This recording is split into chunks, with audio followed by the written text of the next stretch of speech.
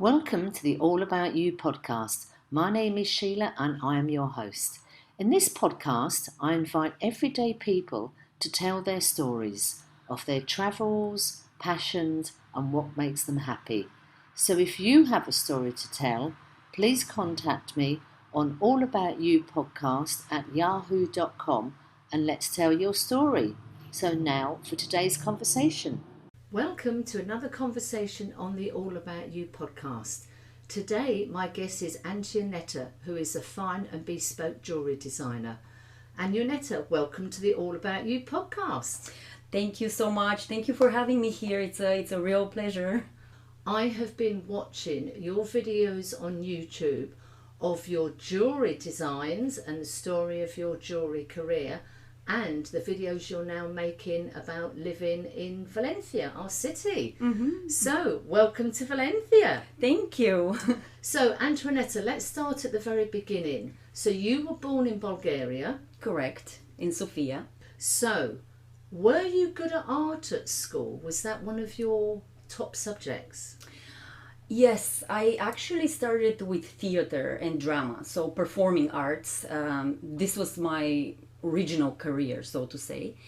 And then I transitioned into applied arts and more of a life drawing and fine art and then art history. That's how it rolled. So you are naturally good at art. Yes, I was fascinated by it, for sure. Because I think anybody who can draw, paint, do sculpture, and it's an incredible gift to have something of a gift and Yes. a talent of doing arts. I actually think everyone has some sort of talent, and we just express in a different ways. So it doesn't matter if it's the canvas or if it's the stage or jewelry or sculpture. To me, it's all one. Everyone has something that they can find a way, an artistic way to express themselves. So we all have talents. Right, so I need to work on finding my artistic talent. So, Antoanetta, your grandfather was a blacksmith. Correct. Working with metals. Your father was also a jeweller. So you've got a history of working with metals in your family. Yes, correct. So what was your career plan then? So you discovered you have this talent for art and it was a passion. How did that translate into getting into making and designing your own jewellery?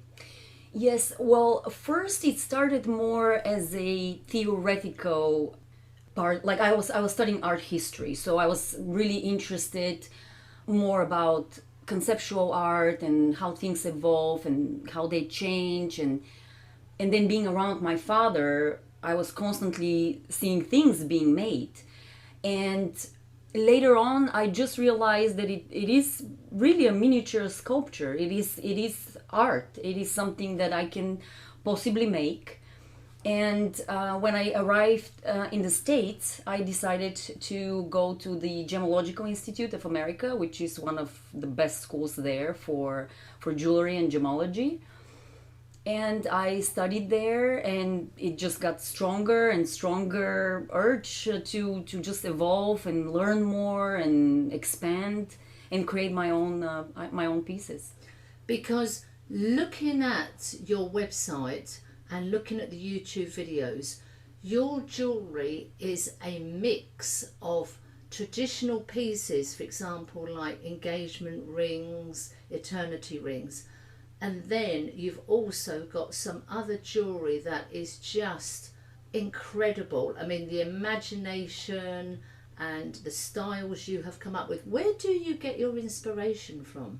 Oh, that's a very complicated question. I think everywhere. I literally can be reading a book that has nothing to do with anything visual in it, and I can be reading and just a concept sometimes emerge from anything, and sometimes it's purely traditional. I see in Spain, I'm crazy about the doors here. Everywhere I look at doors, I film the doors, and there's always something. It's either the texture or the metal work, and it's just amazing. So I get a lot of inspiration, of course, from the places I travel to, for sure.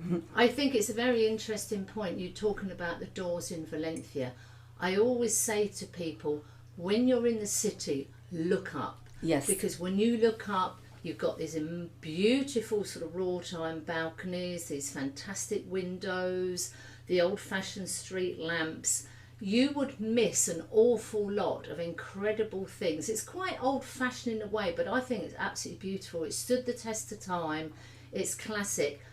You've got to look up in Valencia, as you say, the doors, door knockers, the balconies. Yes, yeah. It is incredible because people are going to see art when it's very they plan that, so they go to a museum, they go to the places that are being advertised, like they go to Paris or they go to Prado in Madrid. But in places like Valencia or even smaller cities, you can never get bored. You can literally walk the street and just find things that you're not planning to see. You can run into something that it's so different, and yet it has its place in history, and it's fascinating. It's really, really amazing. So your jewellery, as I said, is a mix of fine jewellery and bespoke pieces. So when somebody comes to you for an engagement ring, for example, do most people have an idea of what they want, and then maybe you look at their fingers and think, okay, with the shape of your fingers, I can imagine this shape or this style? All of it. I actually worked with many materials, and not only precious metals and stones. I worked with found objects. I created very big pieces for runways and magazines they're not for sale. They're fashion pieces. And then I worked with the finest materials. So my range, it is really, really wide. And in regards to engagement rings or any bespoke jewelry, it works either way. People sometimes they have specific idea in mind, and sometimes they come with an old piece they want remade into something new, still keeping the memory, let's say using a stone from an old piece or even the metal because it has sentimental value to them. Or sometimes they just bought an amazing stone from somewhere, or they commission the full work from me and they let me just imagine and do my own thing. So back in 2020, you had 2 exhibitions in Madrid. Yes.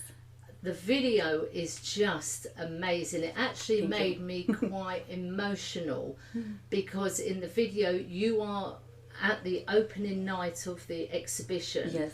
And people are looking at your jewellery, and you can just see the expression on your face of looking your pieces in the exhibition case. Yes. I mean, that to you, I mean, you're grinning now. I was, this was a big moment for me. First of all, this was a competition. This was an international competition for contemporary jewelry. And I submitted my designs, and I was selected out of many artists. And at first I was really not sure if they will accept me, because there were so many talented people, and I was truly honored to get into this group exhibition, and it was amazing. But then they sent me a second email that they're selecting only 4 people out of this group exhibition to have their individual exhibitions in different parts in Madrid, because this was during Design Week in Madrid. And so I exhibited my pieces together with other artists, and then in the Contemporary Art Museum, my solo exhibition, and it was fantastic. It was a great honor. But to see your pieces in the display cases, I mean, there's probably not many jewelers have that experience. Yes, and I mean, these are national museums in Madrid. It was a real honor. I was thrilled and really surrounded by great artists as well, I must say. I think we need to do a bit of name dropping now, okay, as to who you have made pieces for. Okay, so Antoanetta, let's do the name dropping. Who have you made bespoke pieces for, and how did that come about? Yes, I've made pieces for Britney Spears, one of the biggest stars in America and in the world, and Kelly Rowland, and Taboo from the Black Eyed Peas, and Julia Michaels, and Melissa Mars, and Jillian Jackson, many artists. So what happens? A little email just pops up in your inbox? Well, that's not exactly how it works.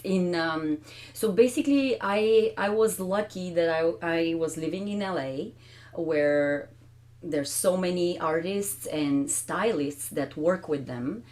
I'm usually contacted through the stylist because they decide what they're gonna wear, they put things together, or we work on a concept. So that's how they found my pieces and they contacted me, and voila. So when you see your piece being worn by one of these artists on a stage show or in a video, how does that feel? It's surreal, especially with Britney. This was my biggest excitement because it was not only worn by her and photographed, it was in her video. This video will be there forever, and it's crazy just to see it and being worn, and while she dances and moves, it's incredible. So can we talk about the piece you actually made for Britney? Yes. So what was the piece? The piece, it's kind of like a stylized fishbone necklace. It is very large and it wraps around the neck, and it has a lot of texture and a lot of shiny surfaces. And that's one thing I've always been I always like to experiment with in my designs. It's contradicting different textures. So this piece, it's pretty sharp, very edgy, and the video is called Piece of Me. And I don't know if you know the concept, but it's about how the press, it's just after her, and she's just wants a piece of her. So this almost resembles how they're trying just to grab anything they can to reveal her, to kind of expose her anything bad about her. And there's nothing left. It's almost like just a hanging fishbone around her neck. So the director of the video really loved the concept. It just worked with everything that he imagined for the video. And yeah. And was it an easy piece for you to work with? I mean, No. coming up with the idea, so it really challenged you. The idea, it's not the hard part. The ideas come easy, but the making of it, it's not easy, because it consists of a few different pieces. You can't cast such a big piece of jewelry, and it's also very flexible.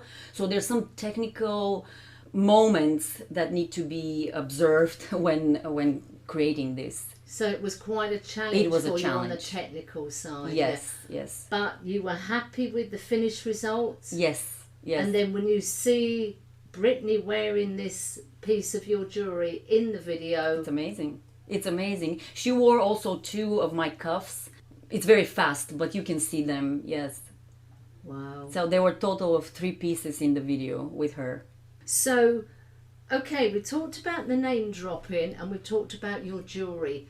You've now, on your YouTube channel, started making videos of Valencia City, which I have absolutely loved, because you are showing me places I didn't know existed. Oh, that's so, great. Antoanetta, how did this start? This started about maybe six months ago, and I am traveling. I'm still working on my pieces everywhere I go, because I'm a designer and I can design pretty much from any part of the world. My pieces are still being made in Los Angeles. And I just said to myself, I love to travel, and why not share this with the world? And I started filming my videos. It is a challenge because I'm learning everything, but it's quite enjoyable. I really like it. Yes. I mean, the one I was looking at the other day is you went to one of like a local bar, and you just had, you know, the typical breakfast with the coffee, the juice, Yes. and the toast. Yes. I mean, that's great. How does it work? Do you go into a bar and say, hi, you know, I'd like to have breakfast, but would you mind if I made a YouTube video? Is that what happens? Well, normally people are okay with just discreetly filming. I'm never just right in their face. I'm respectful to others, of course. And just no, I just film, and if anyone says that they don't want to be in the video or please stop filming, I respect that, and I would always interrupt the video and I can edit that. But usually I don't have any problems. I'm filming myself mostly. So I'd like to think we're coming out of a pandemic, and we have normally in Valencia we have the Fallas Spring Festival in March. Because that has been cancelled, we had sort of a mini one here in September, and you did a video of Fallas. Yes. What did you think of Fallas? Was this your first one in Valencia City, or had you seen a normal Fallas in previous years? No, it was my first one, and actually in 2020 we were living in Rusafa, close to the market, and as far as I know, it is probably the loudest and busiest area for that in a normal under the normal circumstances it is. And this year it was a smaller one, but it was my first taste of Fallas. So last year, of course, we were in a lockdown, so there was no Fallas. This was my first one.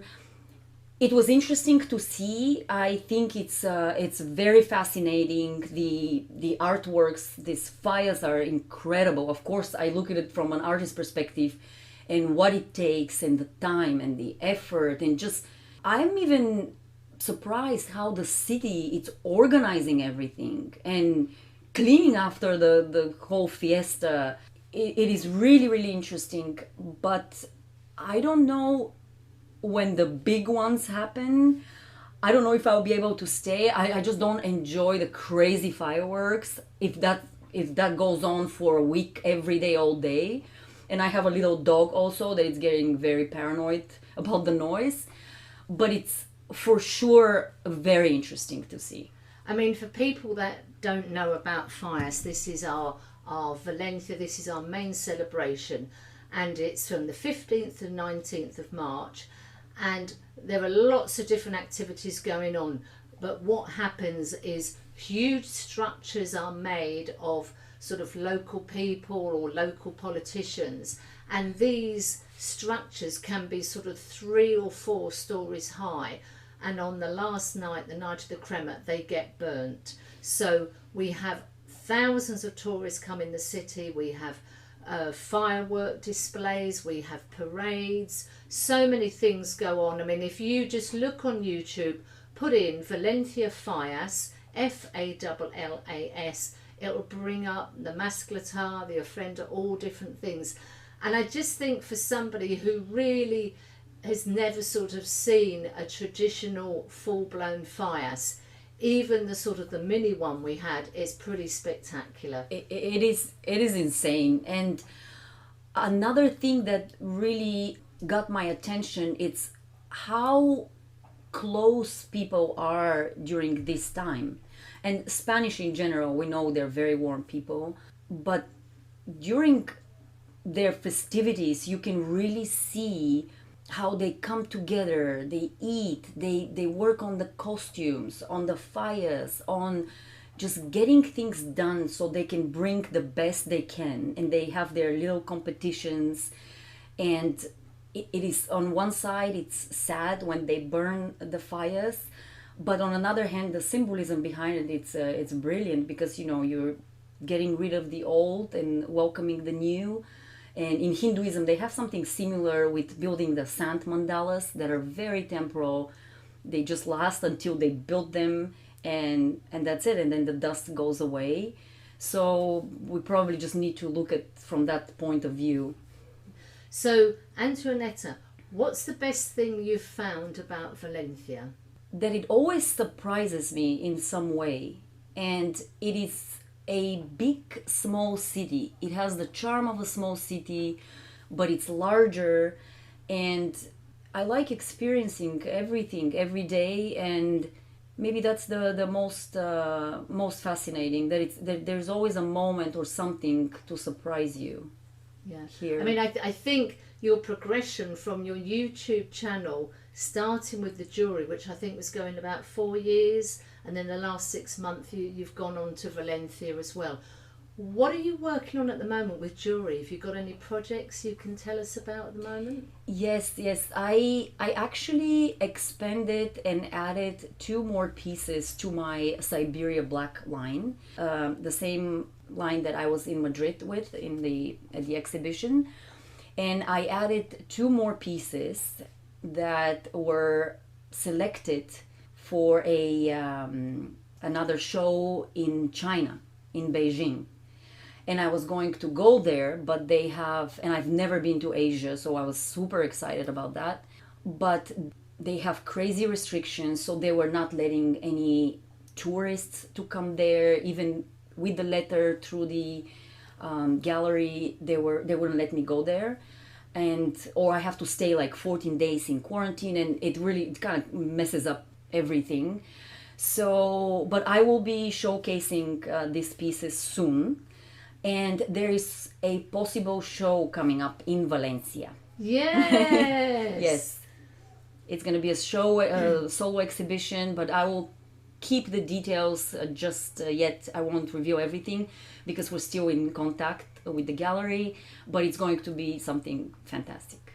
Well, when you are able to give details, please let me know, because I would love to actually come and see your piece in action. Antoanetta, what's the plan for the travel YouTube channel? Have you got other videos that you're planning on making at the moment? For sure.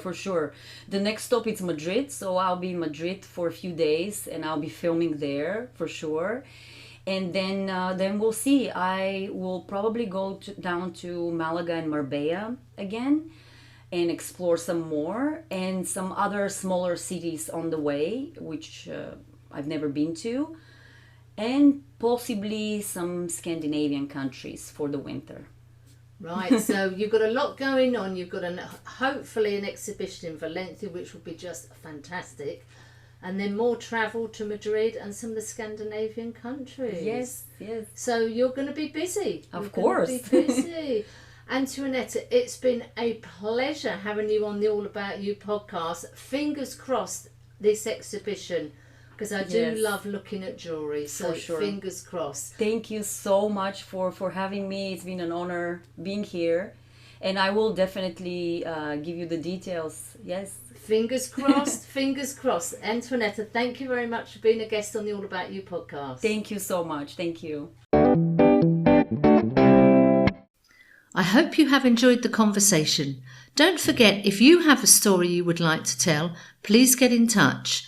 My email address is allaboutyoupodcast@yahoo.com, and thank you for listening.